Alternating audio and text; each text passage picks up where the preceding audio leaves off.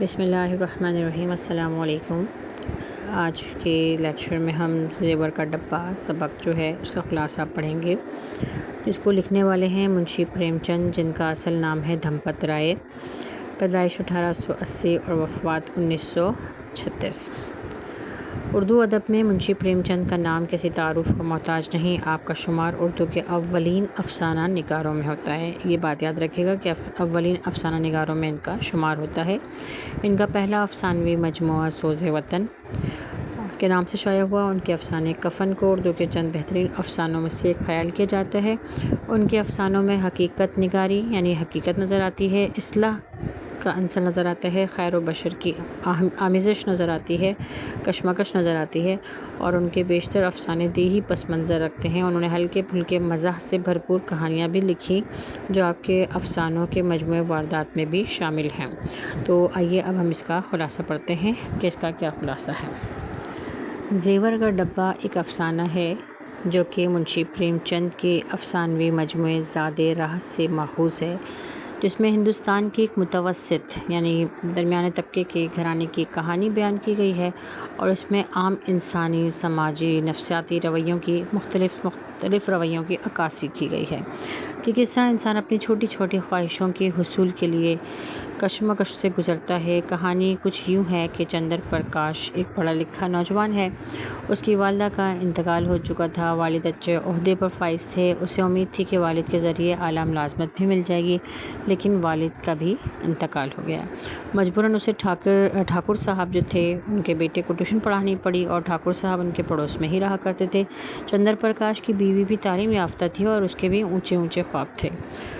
وہ پرکاش کی نوکری سے خوش نہیں تھی، لیکن جب ٹھاکر صاحب کی طرف سے ان کے گھر کے برابر ہی پرکاش کے لیے گھر کا بندوبست ہو گیا تو کافی حد تک بہتری کی گنجائش پیدا ہو گئی۔ ٹھاکر صاحب چندر پرکاش کی بڑی عزت کرتے تھے، ہر معاملے میں اس سے مشورہ کرتے تھے۔ انہوں نے ایک دفعہ اپنے بیٹے کی شادی کا ذکر کرتے ہوئے اپنے خدشات کا اظہار کیا تو انہوں نے چندر پرکاش نے ان کو مطمئن کرتے ہوئے اپنے تعاون کا یقین بھی دلایا۔ ٹھاکر صاحب نے شادی کی تمام ذمہ داریاں چندر پرکاش کے سپرد کر دی اور سارا انتظام بھی اس کے حوالے کر دیا۔ مال اور پیسہ جو تھا وہ بہت زیادہ تھا، تو چندر پرکاش کے قدم جو تھے وہ ڈگمگا گئے، خاص طور پر اس وقت جب اس نے اس کے ویرندر جو تھا، اس کا بیٹے کا نام ویرندر تھا، جو ٹھاکر صاحب تھے اس کے بیٹے کا نام تھا ویرندر کے جب زیورات خریدنے کا وقت آیا تو چندر پرکاش کے قدم جو تھے وہ کیا ہو گئے، ڈگمگا گئے، اور اس کی آنکھوں میں وہی زیور سمائے رہے۔ اب اس کو اپنی بیوی جو کہ اس کا نام چمپا تھا، اس کی حسرتوں کا بھی احساس تھا۔ وہ منہ اندھیرے خاموشی سے اٹھا اور جو ہے وہ جا کے اس نے اس کے گھر سے جو زیور کا ڈبہ تھا وہ چرا لیا۔ اگلے دن محلے میں شور مچ گیا کہ چور زیور کا ڈبہ لے اڑے۔ چندر پرکاش ان کے گھر دوڑا تو سوگ کا سما تھا۔ چندر پرکاش نے نوکروں پر شبہ ظاہر کیا، لیکن روتی ہوئی ٹھکرائن نے اس کی تردید کر دی اور اس کی بات نہیں مانی۔ اس نے بولا کہ تمام نوکر جو ہیں وہ بہت پرانے ہیں اور ہمیں ان میں سے کسی پر بھی شبہ نہیں ہے۔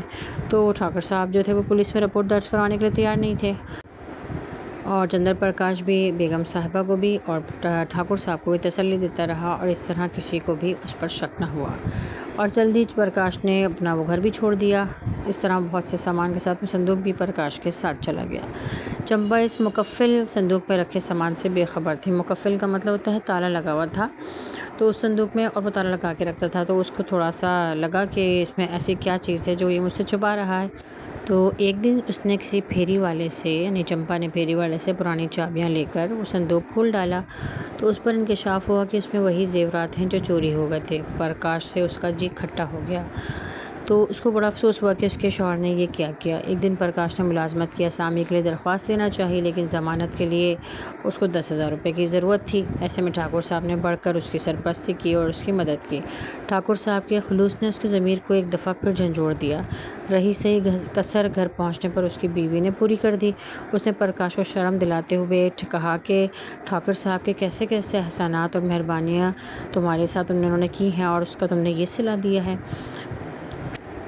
اور ان تمام باتوں نے جو چندر پرکاش تھا اس کے ضمیر کو جھنجھوڑ دیا۔ ایک دن ٹھاکر صاحب جب اس کی شادی سے جب فارغ ہو گئے تو اس نے کیا کیا کہ پورے خاندان کو اپنے گھر کھانے پہ مدعو کیا، اور بہت زیادہ اصرار کیا کہ ان کو اپنے گھر پہ روک لیا جائے، قیام کروایا جائے۔ جب سارے مہمان گہری نیند سو گئے تو رات کی تاریکی میں چندر پرکاش اٹھا اور خاموشی سے وہ زیور کا ڈبہ اٹھا کر جا کے ٹھاکر صاحب کے گھر میں رکھایا۔ اگلے دن جب ٹھاکر صاحب نے خوشخبری سنائی کہ ان کے کھوئے ہوئے زیورات جو ہیں وہ واپس مل گئے ہیں، پرکاش کی دعوت ان کے حق میں بہترین ثابت ہوئی، نیک ثابت ہوئی، مبارک ثابت ہوئی۔ یہ سننا تھا کہ پرکاش کے دل پر سے اچانک بھاری بوجھ ہٹ گیا۔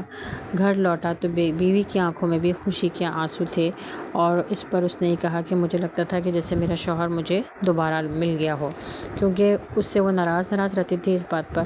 اور کبھی کبھار ایسا ہوتا ہے کہ انسان کوئی غلطی کر دیتا ہے، کوئی خطا کر دیتا ہے، اور کوئی اس کو اس چیز کا احساس دلا دے تو انسان کو جو ہے وہ احساس ہو جاتا ہے۔ تو انسان کی جو فطرت ہے وہ اس طرح ہی کی ہے کہ کبھی ہم بہت نیک بن جاتے ہیں اور کبھی ہم برے بن جاتے ہیں۔ تو وہ کسی شاعر نے کیا خوب فرمایا ہے کہ کعبے کی ہے ہوس کبھی کوئے بتاں کی ہے، کعبے کی ہے ہوس کبھی کوئے بتاں کی ہے، مجھ کو خبر نہیں میری مٹی کہاں کی ہے۔ یعنی انسان جو ہے اس کی زندگی یہی خیر اور شر میں ہی گزرتی ہے، یعنی کبھی انسان خیر کے کاموں میں لگ جاتا ہے اور کبھی انسان شر کے کاموں میں لگ جاتا ہے، کبھی برائی کی طرف مائل ہو جاتا ہے تو کبھی نیکیوں کی طرف جو ہے اس کا دل اس کا مائل ہو جاتا ہے۔ تو یہی اس سبق کا خلاصہ بھی ہے، اور اس کا سینٹرل آئیڈیا بھی یہی ہے کہ انسان کی فطرت میں ہے کہ کبھی اس کا ایمان جو ہے ڈگمگانے لگتا ہے اور کبھی ایک دم سے اس کو ہوتا ہے کہ نہیں، میں نے جو کیا ہے وہ غلط ہے، اور انسان کو اپنی غلطی کا احساس ہو جائے۔ یہی انسانیت کی معراج ہے کہ انسان کو اپنی غلطی، یعنی کہ غلطی، انسان خطا کا پتلا ہے اور خطائیں کرتا ہے، لیکن اگر اس کو اپنی غلطی کا احساس ہو جائے تو پھر وہ اصل معنیوں میں انسان ہے۔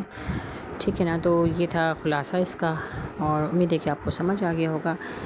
نیکسٹ ویڈیو کے ساتھ پھر ملیں گے انشاءاللہ۔ اس وقت تک کے لیے اللہ حافظ، فی امان اللہ۔